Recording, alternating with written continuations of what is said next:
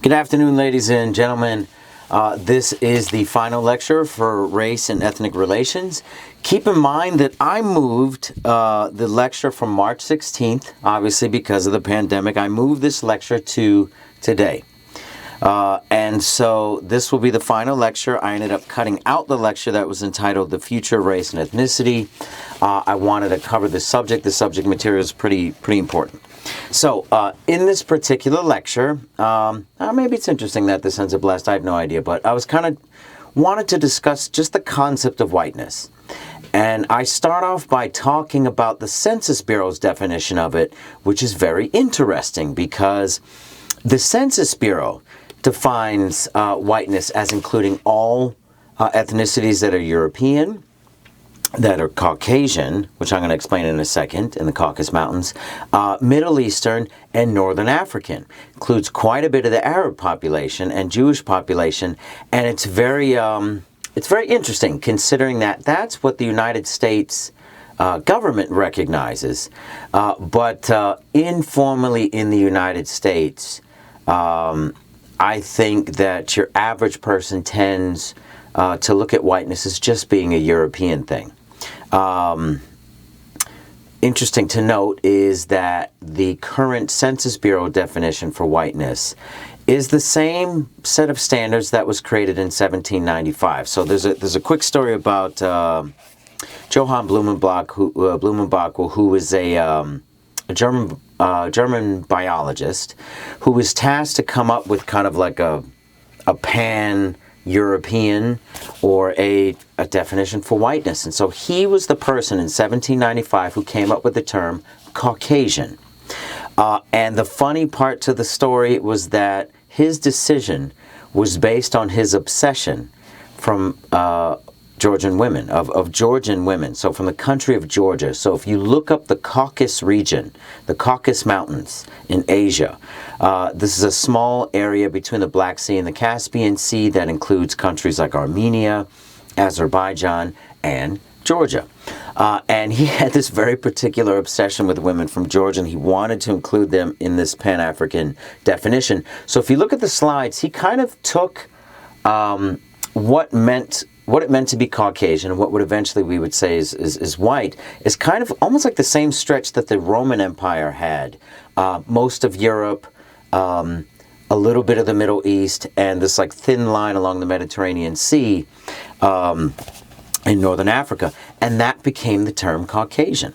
And so that's, again, just a little bit of interesting history, but I don't think we informally look at whiteness in the United States as including all those territories. If you notice, a lot of white supremacists like David Duke don't even use the term white anymore. He says European Americans. He wants to create this clear line, this very clear line between that. And white supremacists in the United States have a history of trying to just minimize who in that European group should be counted as white. As I'm asking all you guys to look at for your final papers, which are due this week, is the Johnson-Reed Act. The Johnson-Reed Act of 1924 excluded a lot of Eastern Europeans. Polish, Lithuanian, Russian were all considered to be non-white at the time. And in fact, none of those, and Irish and Italian, did not officially get recognized as white until the 1960s, very interestingly enough. And so in this, I start talking about the Jewish diaspora, and how there's been this kind of ongoing question since the 1950s about whether or not Jews can be considered to be white in the United States. Again, informally, I think quite a few people do tend to look at Jews as synonymous with white. You have a lot of white supremacists that would deny that.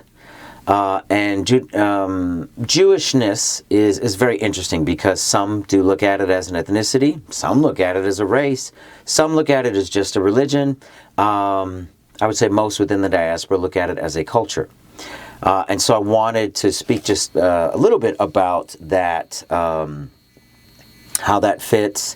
There's a history in the reading. You'll notice that there's a history of where Jews fit into that whiteness. So you have a lot of Jews that came to the United States as a result of the Second World War, and they wanted to fit in to that that racial structure that allowed the most privilege, that allowed the most the least amount of discrimination.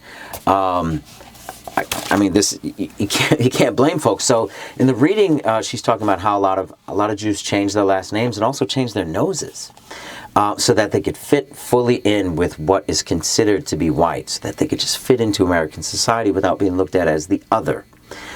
They wanted to avoid the otherness that comes with being a part of American culture.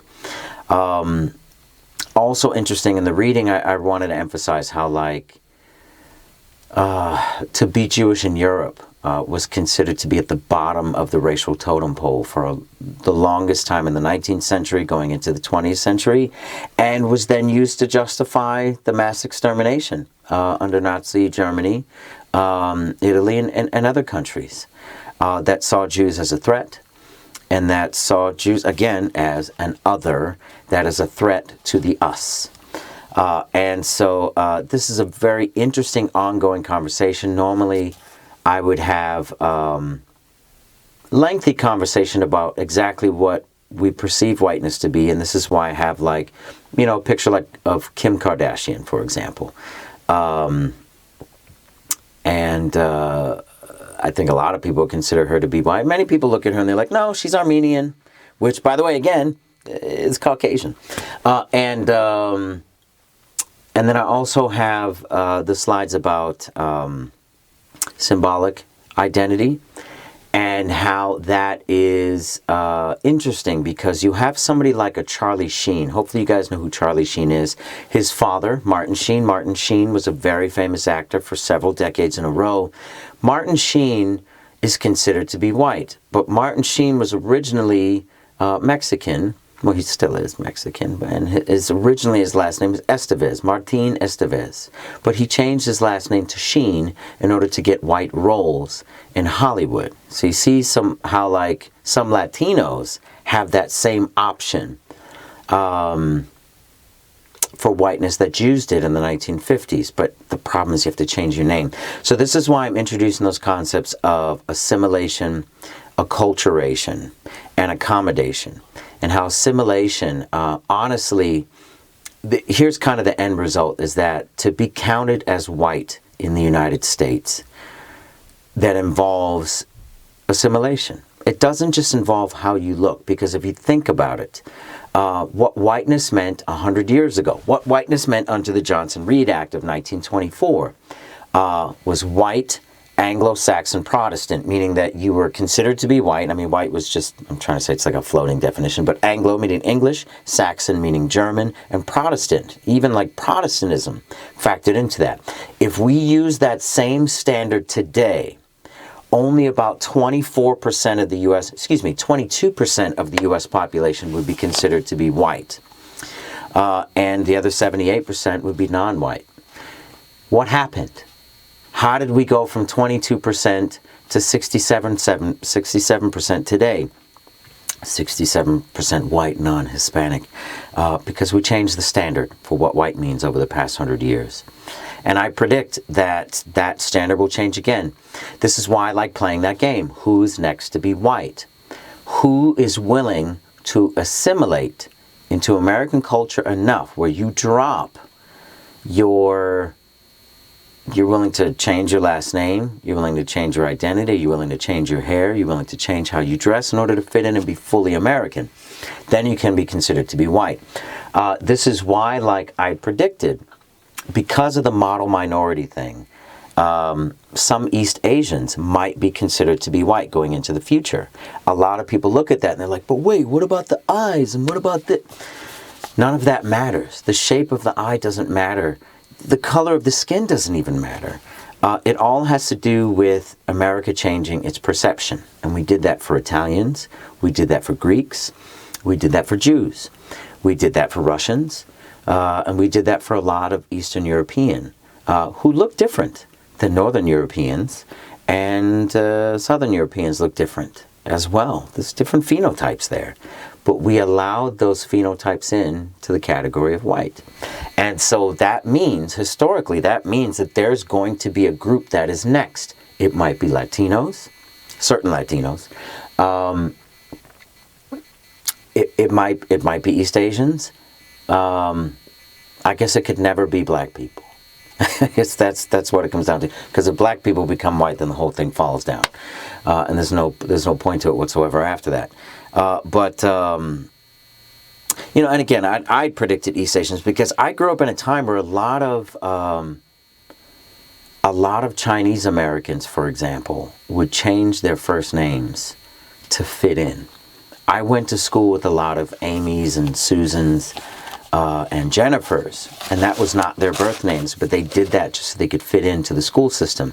What I do find interesting, and actually, I guess I'm kind of proud of, is that a lot of Asians are choosing to keep their names, as everybody should. My take on it is like, if people have a problem pronouncing your name, that's their problem, not yours. That's not your problem, that's their problem. Force people to pronounce your name correctly. That's how this world works. That's how we grow. But we'll see.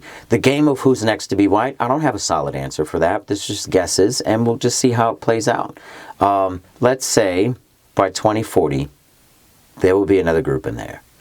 It's going to be interesting to see who it is. So that's all. Please focus on your papers. They're also due this week. The exam will be next week, and here we are, somehow approaching the end of the semester.